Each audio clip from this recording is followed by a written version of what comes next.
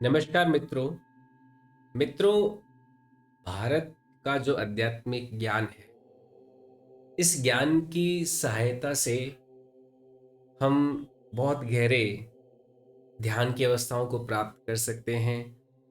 और वो ध्यान की अवस्थाएं आज के इस समय में, जब तनाव इतना ज़्यादा बढ़ गया है, टेंशन्स इतनी ज़्यादा बढ़ गई है, जो बाजारीकरण है व्यवस्थाओं का, उस वजह से इंसानों की इच्छाएं इतनी ज़्यादा बढ़ गई है कि मन को शांत रखना, मन को नियंत्रण में रखना बड़ा ही कठिन कार्य हो चुका है।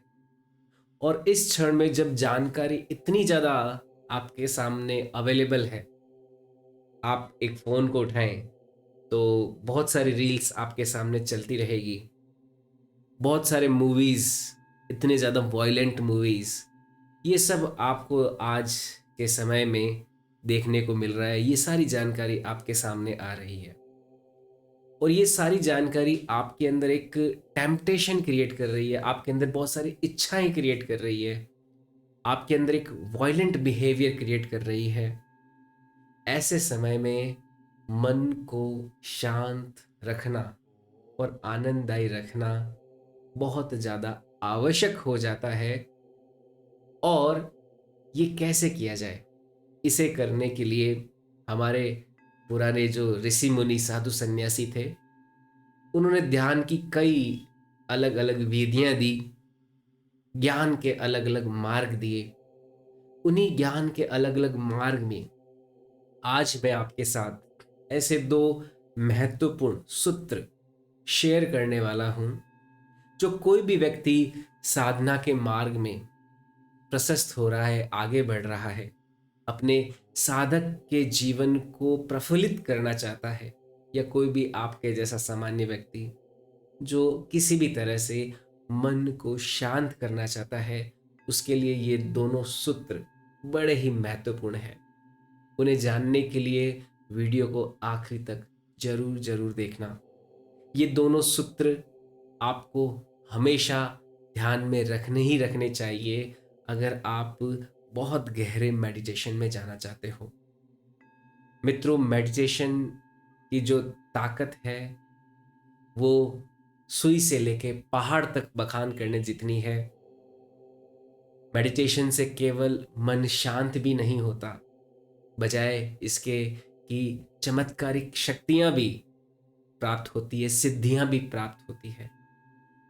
आज हम ऐसे ध्यान लगाने के लिए दो सूत्र सीखेंगे, जिनकी सहायता से आपको बहुत बहुत गहरा ध्यान अनुभव होगा। जब भी आप नेक्स्ट टाइम मेडिटेशन करेंगे, इन दो बातों का ध्यान रखिए।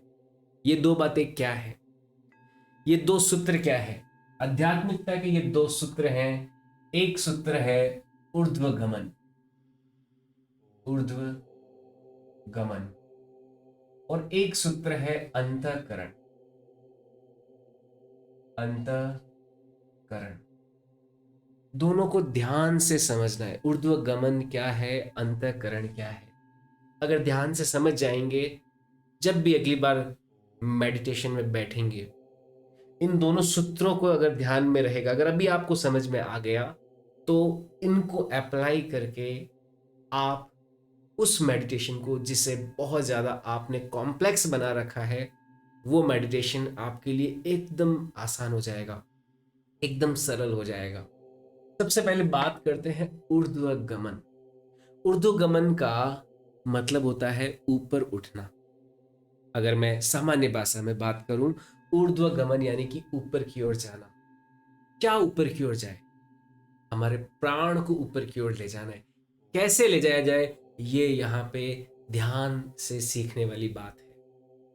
मित्रों, जब भी हम ध्यान की अवस्था में बैठते हैं, मान लीजिए हम इस तरह से पलाखी मार के बैठे हुए हैं, पलाखी मार के इस तरह से ध्यान की अवस्था में बैठे हुए हैं, उस समय अगर हमें हमारे प्राण का ऊर्ध्वगमन करना है, ऊर्ध्वगमन का मतलब है, यहां पर एक टेक्निकल टर्म सिखा रहा हूं आपको।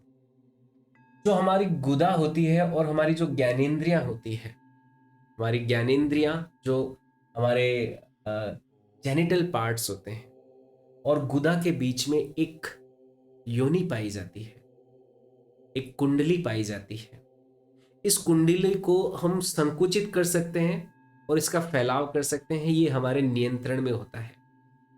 आपने देखा होगा, आप अभी भी महसूस कर सकते हो, गुदा और हमारे जेनिटल्स के बीच वाले भाग में एक कुंडली होती है जिसे हम खींच सकते हैं और फैला सकते हैं, खींच सकते हैं और फैला सकते हैं।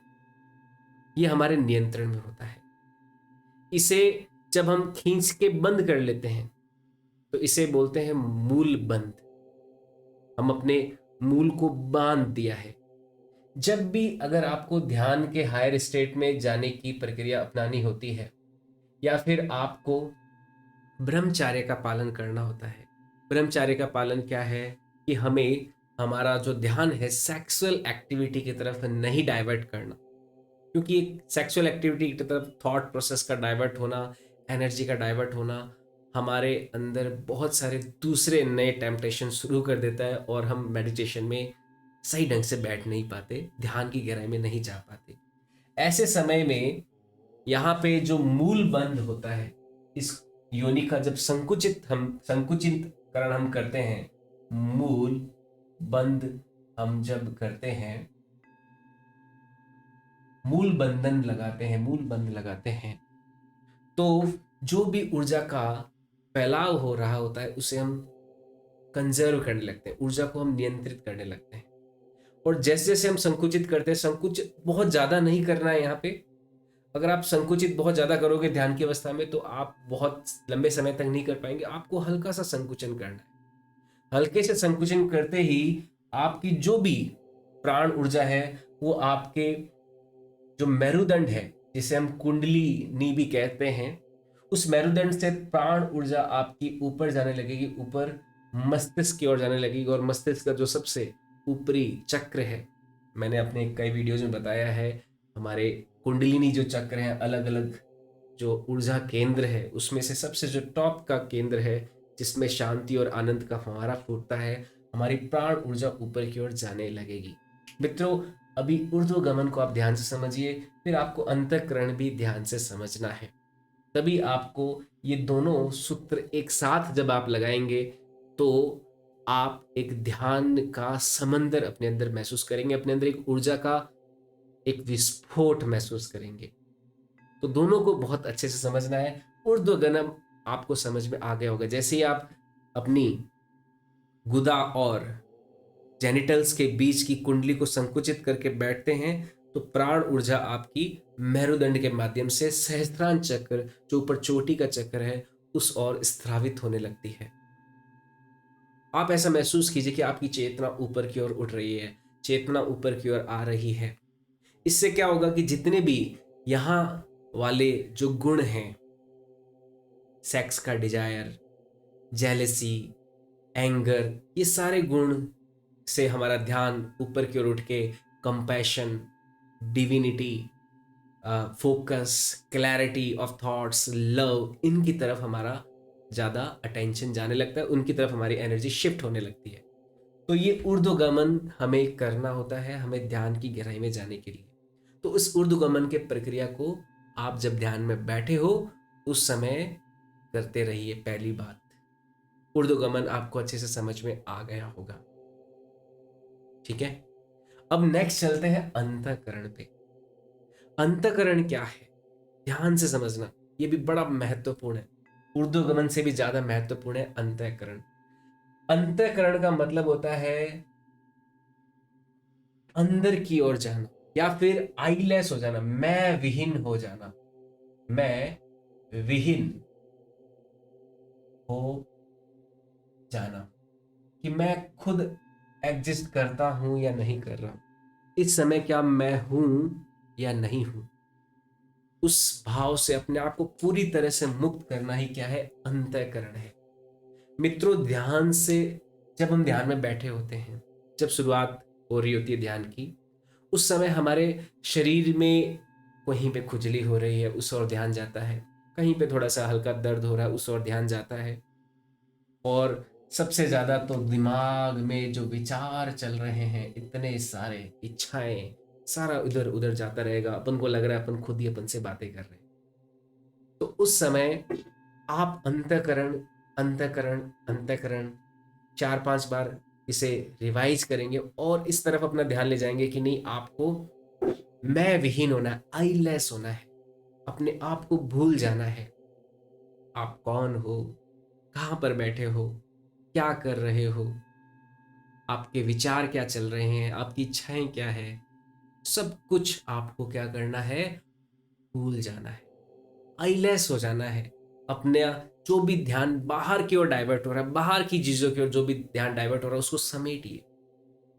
जैसे मोर अपने पंखों को समेटता है ना, फैलाता है और वापस समेट लेता है, वैसे ही आपकी जो चेतना है बाहर की दुनिया में, मायावादी संसार में जितनी भी फैली हुई है, उसे अपनी ओर वापस लेके आइए। अंतःकरित होइए, अंतःकरण की यात्रा की ओर जाइए। आप अपने आप की पहचान को भूलिए। आप किसी के पुत्र हैं, किसी के पति हैं, पिता हैं, छात्र हैं, व्यापारी हैं, आदमी हैं, औरत है, जो भी आपको आपकी पहचान की वजह से एक सुदृढ़ अहंकार जो दिन ब दिन बढ़ता जा रहा है, उस पहचान की वजह से आप जो इतने जो टाइट हो रखे, अपने आप को ऐसे पकड़ रखा है, जकड़ रखा है, उसे थोड़ा ढीला कर दीजिए। भूल जाइए कि आप कुछ हैं, आप कुछ भी नहीं है। इस एहसास से आप अंतःकरण की यात्रा की ओर जाइए।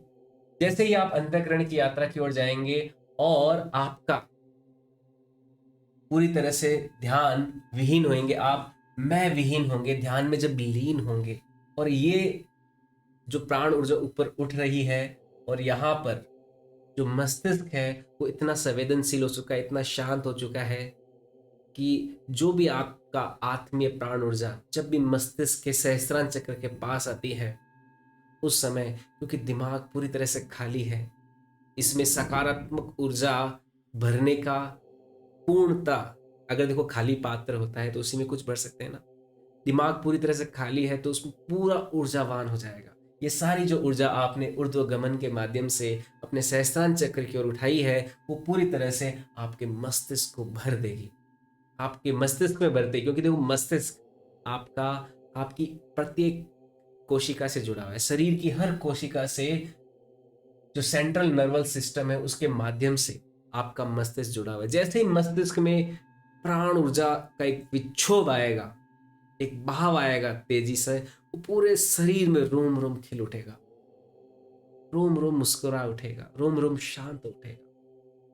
आपके शरीर में जो भी दर्द, ध्यान के दौरान थोड़ा पैरों में नींद वगैरह आती है, जो भी कुछ हुआ होता है, वो आपको अचानक ऐसा लगेगा पैरों की नींद भी गायब हो गई, पैरों में कोई दर्द भी नहीं है, कुछ भी नहीं है।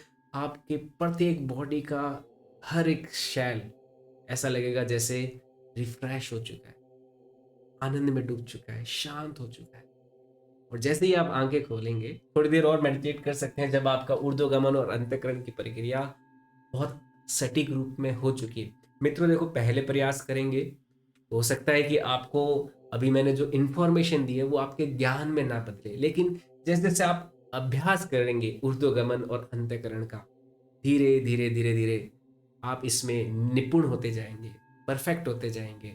और जो अवस्था में आपको समाधि की बता रहा हूं, जिसमें आपकी कोशिका, शरीर की एक एक कोशिका एकदम खिल उठेगी, शांत हो उठेगी, आनंददायी हो जाएगी, मस्तिष्क का पूरा लोड खत्म हो जाएगा, ना भूतकाल की चिंता, ना भविष्य की चिंता, कुछ भी नहीं।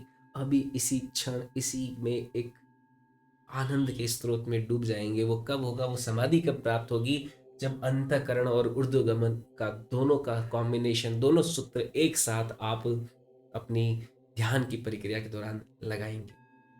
तो ये एक बहुत ही खूबसूरत सूत्र है। ये दो सूत्र हैं जो हमें ध्यान के दौरान अप्लाई करने चाहिए अगर हम बहुत गहरे ध्यान में जाना चाहते हैं। उम्मीद करता हूँ आपको पूरा प्रिंसिपल अच्छे से समझ में आया, ऊर्ध्वगमन अंतःकरण का। तो इसे आप अपने नेक्स्ट मेडिटेशन में, जब भी आप ध्यान की अवस्था में बैठें, उसमें अप्लाई कीजिए और उसके रिजल्ट क्या आते हैं मुझे कमेंट सेक्शन में ज़रूर बताएं। जानकारी कैसी लगी ये भी बताएं। अच्छी लगी वीडियो को लाइक कर सकते हैं, चैनल को सब्सक्राइब कर सकते हैं। और बहुत बहुत धन्यवाद। जय हिंद, जय भारत।